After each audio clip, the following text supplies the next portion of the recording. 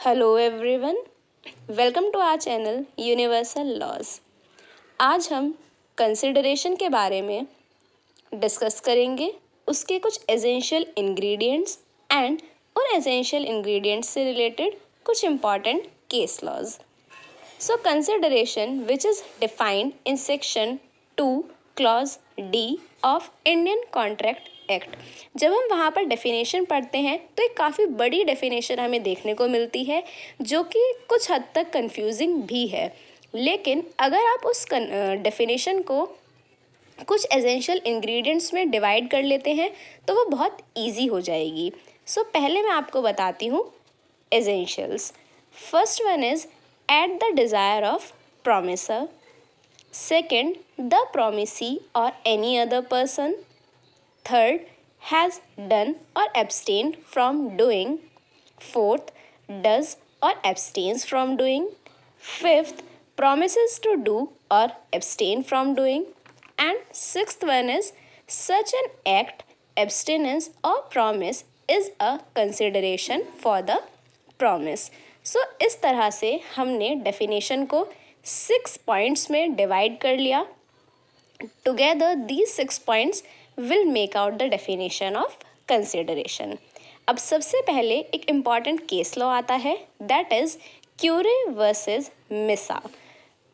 इस केस में कंसिडरेशन के बारे में बताया गया कि valuable consideration means something which is of some value in the eye of law, means by which some right और interest is created. So consideration का मतलब है कुछ ऐसा जिसकी कुछ वैल्यू हो in the eyes of law and जिसके द्वारा कुछ राइट, इंटरेस्ट या कोई बेनिफिट्स जो है वो क्रिएट किए जा रहे हों। ओके, अब हम बात करते हैं अबाउट द एसेंशियल इंग्रेडिएंट्स और उससे related cases. So first is Durga Prasad versus Baldev.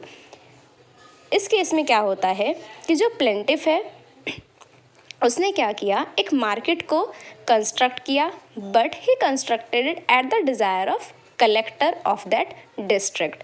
District का जो कलेक्टर है उसने प्लेंटिफ से कहा कि इस प्लेस पर एक मार्केट कंस्ट्रक्ट की जाए। प्लेंटिफ ने मार्केट कंस्ट्रक्ट कर दी। उसके बाद वहीं पर मार्केट में एक बंदा जिसकी एक शॉप होती है वो प्लेंटिफ से एग्री करता है कि ठीक है, तुमने ये मार्केट बना दी, अब मैं तुम्हें जो भी मेरी शॉप में कमाई होगी उसका कुछ कंसिडरेशन, कुछ अमाउंट एज अ कमीशन मैं तुम्हें पे करूँगा। इस तरह से उनके बीच में डिसाइड हो गया। बट कुछ समय बाद जो ये पर्सन है ये कमीशन देने से मना कर देता है। तो जब ये बात कोर्ट में पहुंची तो कोर्ट ने ये कहा कि जो मार्केट है वो बनाया गया at the desire of the collector of the district and not at the desire of the person who is paying commission. So thereby जो वो पर्सन है वो बाउंड नहीं है कमीशन पे करने के लिए, क्योंकि जो पूरा एक्ट है वो किया गया at the desire of the collector. So यहाँ पर बहुत इंपॉर्टेंट एसेंशियली आता है कंसिडरेशन में कि जो कंसिडरेशन है वो eight the desire of the promisor move होनी चाहिए।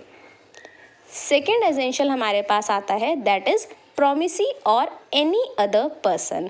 अब देखिए यहाँ पर जो ये वर्ड यूज़ किया गया है that is any other person, यहाँ से ही एक बहुत इम्पॉर्टेंट डिफरेंस क्रिएट हो जाता है in the rule that is privity of contract and privity of consideration. Privity of contract and privity of consideration के बारे में हम अपनी नेक्स्ट वीडियो में बात करेंगे।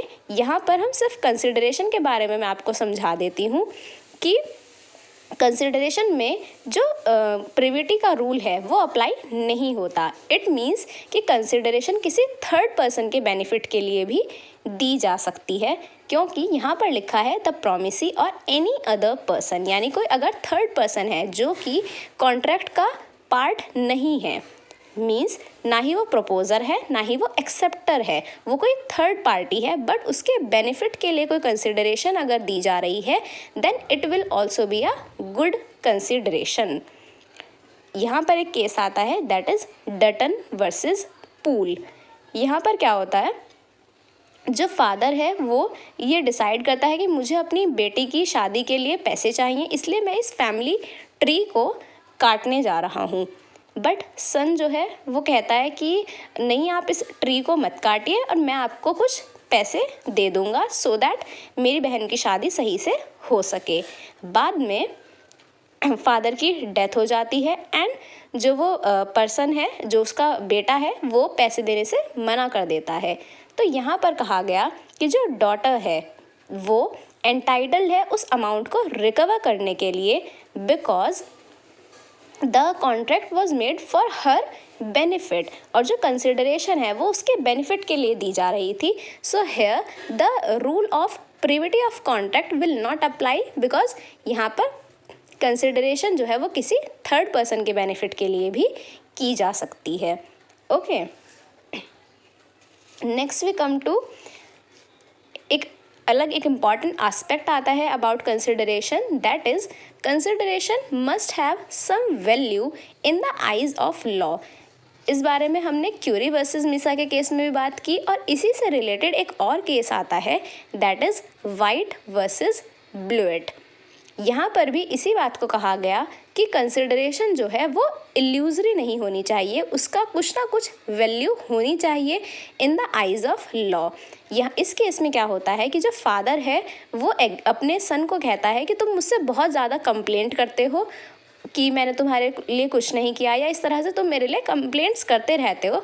अगर तुम अपना ये कंप्लेनेंट बिहेवियर जो है इसको चेंज कर लोगे और मेरे साथ सही से बर्ताव करने लगोगे तो मैं तुम्हें कुछ पैसे जो है वो दूंगा।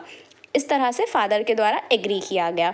सन अपना बिहेवियर ठीक कर लेता है बट फादर उसको पैसे पे नहीं करता। तो यहाँ पर ये डिसाइड किया गया कि जो फादर ने ये बात कही कि he will pay some amount to the son in case अगर सन अपना बिहेवियर सही कर लेता है, तो this will not constitute a good consideration, because यहाँ पर सन का बिहेवियर को ठीक कर लेना is not a consideration in the eyes of law.